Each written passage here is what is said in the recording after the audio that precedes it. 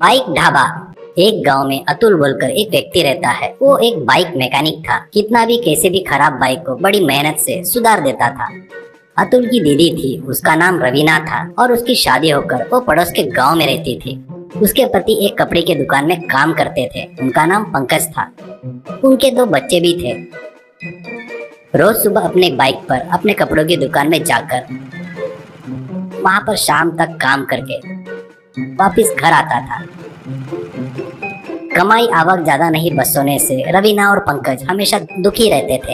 एक दिन पंकज हमारे मालिक को पगार बढ़ाओ बोले तो अभी नहीं होगा करके बोल रहा है। कितना भी मेहनत करके काम किए तो भी उस आदमी को दया नहीं आ रही है। बच्चों की फीस कैसे भरना, घर के खर्चे कैसे पूरे करना समझ में नहीं आ रहा है। दिमाग भी काम नहीं कर रहा है, ऐसा कहता है। तो रवीना, हाँ जी, इस बीच में कितना भी बचाना चाहती हो तो खर्चे बढ़ रहे हैं पर कम नहीं हो रहे हैं, क्या करना करके दुखी हो रही थी। पंकज, ठीक है, कल बच्चों को स्कूल जाने के बाद अपन लोग माता रानी के मंदिर जाकर दर्शन करेंगे, उनको अपनी तकलीफें बताएंगे, वो अपनी तकलीफें दूर करती क्या देखेंगे, ऐसा कहता है। रवीना ठीक है कहती है।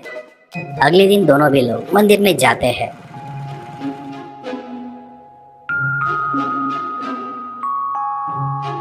और दर्शन करके उनको तकलीफों से बाहर निकालो करके हाथ जोड़कर गुजारिश करते हैं। बाद में वो घर की तरफ निकलते हैं।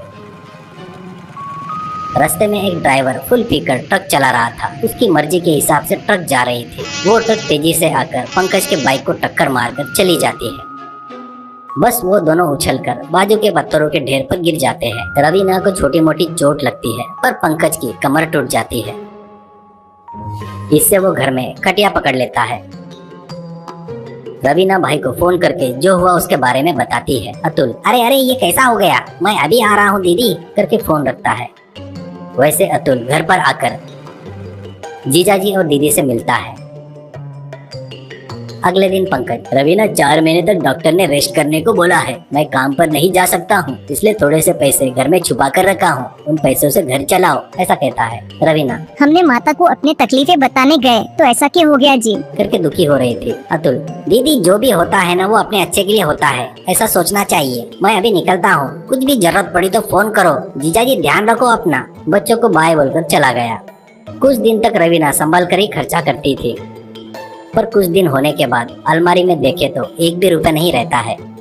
वो बात पंकज को बताकर दुखी होती है। पंकज, तेरे भाई से थोड़े पैसे मांग ले, बाद में वापिस कर देंगे, ऐसा कहता है। रवीना, नहीं जी, हमारे घर में पता चला तो मेरी इज्जत जाएगी, अब क्या करना समझ में नहीं आ रहा है करके दुखी हो रही थी। वो सब बच्चे देखते हैं।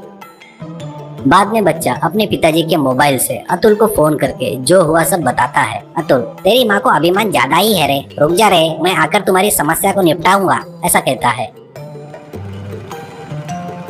अगले दिन अतुल आकर, दीदी घर की परिस्थिति पूरी मुझे पता है, मैं पैसे दिया तो भी तू नहीं लेगी ये भी मुझे पता है, इसलिए पैसे कमाने का रास्ता बताने आया हूँ, ऐसा कहता है। रवीना, क्या है वो बताओ कहती है। अतुल, तुम खाना बहुत जबरदस्त बनाती हो ना, तो तुम ढाबा क्यों नहीं डाल लेती हो, ऐसा कहता है। पंकज, ढाबा क्या, इसके लिए बहुत पैसा चाहिए ना अतुल, उतना पैसा हमारे पास कहाँ है, ऐसा कहता है। अतुल, जीजा जी तुम्हारी बाइक को मैं एक ढाबा बाइक जैसा बनाकर दूंगा, उस पर दीदी खाना बनाकर बेच सकती है। दीदी को बाइक चलाना भी आता है, इसलिए कोई तकलीफ नहीं होगी। और बात रही सामान की, तो उसके लिए मैं पैसे देता हूँ, ऐसे ही नहीं तुम लोग बाद में मुझे वापस किए तो बस है, ऐसा कहता है। वो सलाह सबको पसंद आती है।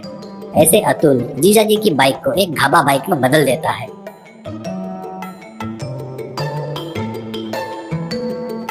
जरूरत का सब सामान लाकर उस पर रखता है।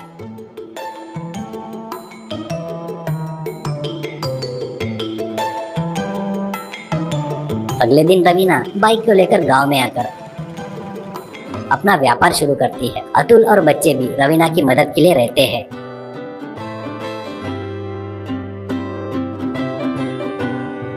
लोग धीरे धीरे आने लगते हैं। वहाँ बनाई सो खाना सबको बहुत पसंद आता है। सभी लोग उसकी तारीफ करते हैं।